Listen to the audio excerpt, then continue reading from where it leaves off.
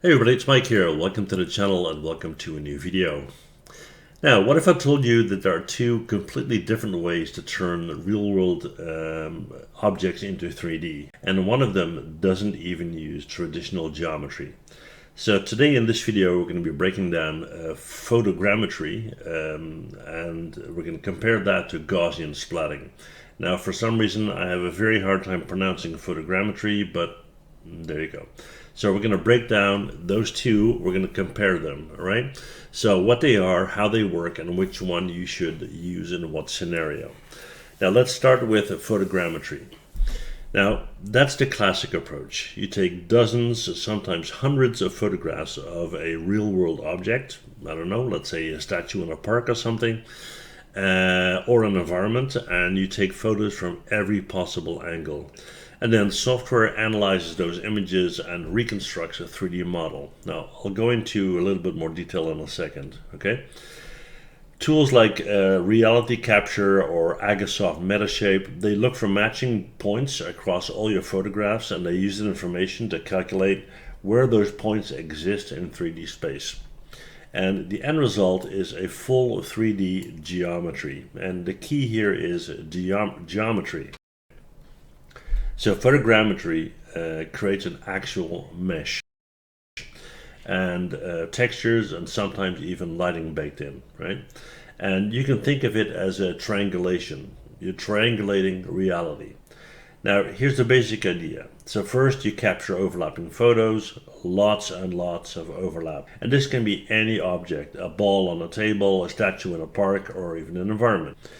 Now, the software detects shared features. So if you have a whole bunch of overlapping photographs, it will look at the shared features, tiny details like edges, corners, textures, and that kind of thing, yeah? And then from there, it builds something called a point cloud. So it's not a mesh yet. It's a point cloud, a whole bunch of points floating in midair, if you will, right? And that point cloud then gets to and then the point cloud gets converted into a mesh, so actual geometry, a surface made of polygons. So there you go. And then finally, textures from your photos are projected back onto that mesh to create a realistic model. Now, at the end of that process, you've got a real piece of geometry. You can import it into Blender, Unreal Engine. You can use it in your 3D workflow. So that's a very important distinction. Now that's why photogrammetry is widely used in games, film, and even 3D printing. It's reliable, it's accurate, and it works with existing pipelines.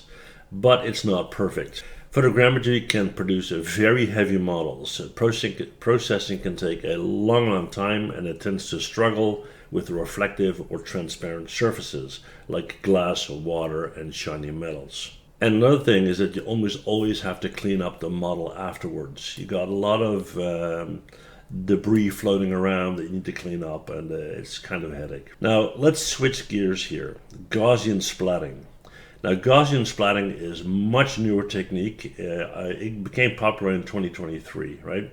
It's much newer and it approaches the same problem but in a very different way. Now, instead of building a mesh, it represents a scene using millions of tiny 3D blobs called Gaussians. Think of it as floating ink dots in midair. Now, each of these blobs store information about position, color, size, and opacity.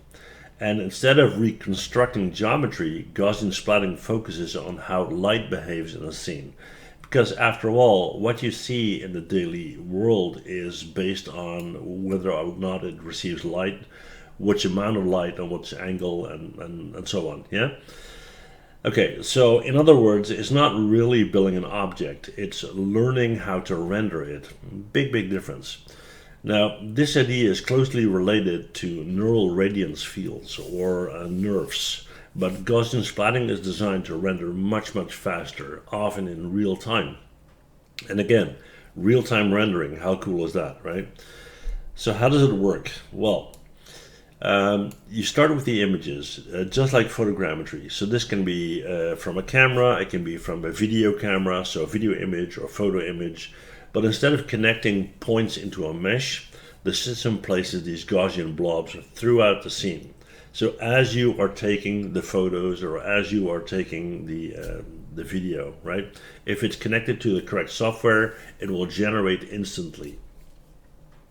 Now each blob contributes to the final image based on how the camera views it. Again, distance, angle, lighting, and so on.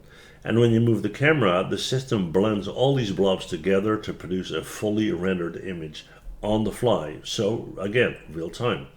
But be aware, there are no polygons, no topology. It's just a bunch of floating ink dots, right? But it represents the image in 3D. Now, the results can look incredibly realistic, especially when it comes to lighting and soft detail. But is there also a trade-off? Yes. Gaussian splatting is extremely fast to render, and it produces very smooth and natural-looking visuals. And it doesn't require as much cleanup, and the realism can be fantastic. What's the catch? Well, there's no real geometry. So if you want to use it for physics, for collisions, for gameplay, etc., you can't. Editing is much, much harder because you're not working with a traditional mesh. I mean, you can't move around verts if there aren't any, right? And while support is growing, it's still limited in tools like Unity and Unreal Engine, so be aware of that as well. So when you compare the two, the difference becomes pretty clear. Photogrammetry will give you real geometry, meshes you can edit, optimize, use in interactive environments, gaming, modeling, and so on.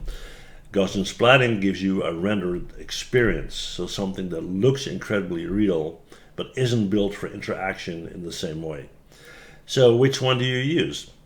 Well, if you're building assets for games and you need collisions or you want some control of your models, then photogrammetry is still the way to go.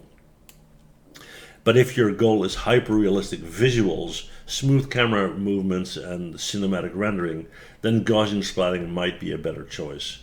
In a lot of ways, they're solving the same problem, but from a very different perspective.